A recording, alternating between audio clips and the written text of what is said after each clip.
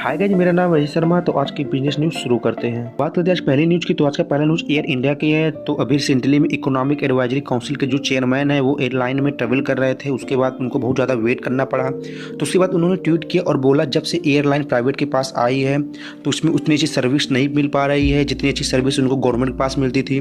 तो air India ने reply किया और बोला कि हम उसको सॉल्व करने में लगे हुए हैं। एक खबर तमिलनाडु से है। तो उन्होंने MOU साइन किया है 7,614 करोड़ रुपए का ओला इलेक्ट्रिक से इलेक्ट्रिक गाड़ियां बनाने के लिए।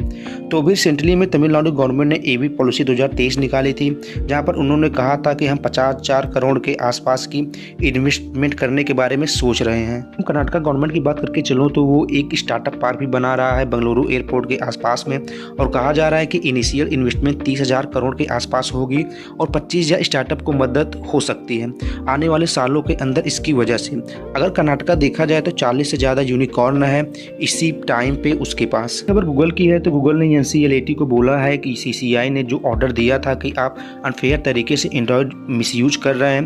बेसिकली आप कोई भी फ़ोन लेते हैं एंड्रॉयड का तो उसके अंदर पहले से ही जीमेल, क्रोम, जितनी भी गूगल की ऐप्स हैं वो सारी बंडल होके आती है।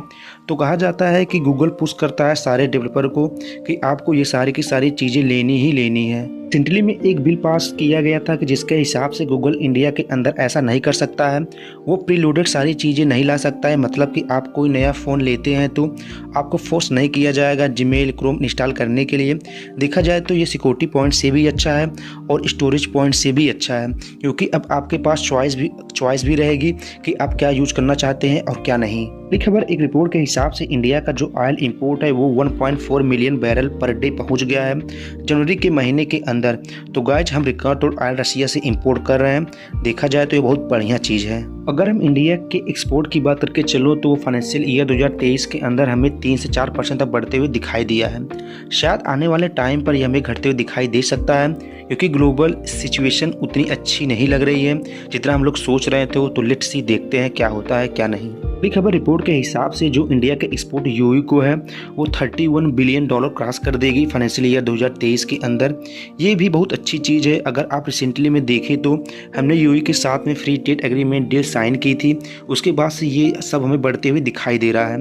अगर आप देखें तो ईयर ऑफ ईयर जो नॉन ऑयल आइटम है वो 5% इंक्रीज पे दिखाई दे रही थी, वो $15.2 बिलियन तक पहुँच गई है जून से जनवरी 2023 की अगर हम बात करके चलें तो ये बहुत बढ़िया चीज़ है। अगर इंडिया फॉरेक्स रिजर्व की है तो वो बिगेस्ट डिप दिखाई दिया है, 11 महीने के अंदर घटता हुआ दिखाई दे रहा है।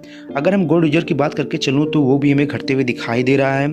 तो अब क्या जो आगे सिचुएशन ख़राब होने वाली है तो क्या उसकी वजह से ये सब हो रहा है या फिर करेंसी कंट्रोल करने की वजह से हो रहा है। लेट्स सी, देखते हैं क्या होता है क्या नहीं। एक खबर अमेजॉन की है। तो अमेजॉन ने अपने स्टाफ को बोला है आपको एटलीस्ट हफ्ते के 3 दिन ऑफिस आना है, और एक तरीके से नई प्रैक्टिस शुरू हो रही है कि ये जो वर्क फ्रॉम होम वाला जो कल्चर बढ़ गया था उसको धीरे धीरे कम करके लाइन में लाना है। अगर हम ट्विटर की बात करके चलूँ तो वो बिल्कुल उल्टा कर रहा है, वो कम्प्लीटली वर्क फ्रॉम होम की तरफ जा रहा है। दोस्तों आपको क्या लगता है, ऑफिस से ज़्यादा काम अच्छा होता है या घर से? अगली खबर पेटीएम की है। तो अब पेटीएम निफ्टी 50 के इंडेक्स से हट जाएगा। तो बेसिकली नेक्स्ट 50 वो कंपनीज होती हैं जो निफ्टी के अंदर नहीं आती हैं। वो पोटेंशियल यह लगता है कि आने वाले टाइम पर ये कंपनी आग लगा सकती है, तो उसके अगली निफ्टी 50 उसके बाद वाली कंपनीज इस लिस्ट के अंदर आती है। तो बंधन बैंक, बाइकॉन, ग्लैंड फार्मा, ये के सारे कंपनी उससे हट जाएंगी निफ्टी 50 इंडेक्स से। मतलब नेक्स्ट वाली की बात कर रहा हूँ मैं। खबर नाइटेंडो की है। तो नाइटेंडो के अंदर सेकंड लार्जेस्ट शेयर होल्डर बन गए हैं सऊदी अरेबिया फंड, और मैं आउटसाइडर की बात करके चलूँ तो सबसे बड़े यही है। नाइटेंडो के जो ओनर हैं वो नंबर 1 होल्डर हैं, उसके बाद ये आते हैं 1.3% होल्ड कर रहे हैं प्रेजेंट टाइम इस कंपनी के। बस यहीं तक थी आज की अंतिम न्यूज़। उम्मीद करता हूँ वीडियो आपको पसंद आई होगी, तो प्लीज़ आप इस चैनल को सब्सक्राइब कर लीजिए ताकि ऐसा ही बिजनेस न्यूज़ आप तक पहुँचते रहे। मिलते हैं नेक्स्ट वीडियो में, तब तक के लिए टाटा बाय बाय।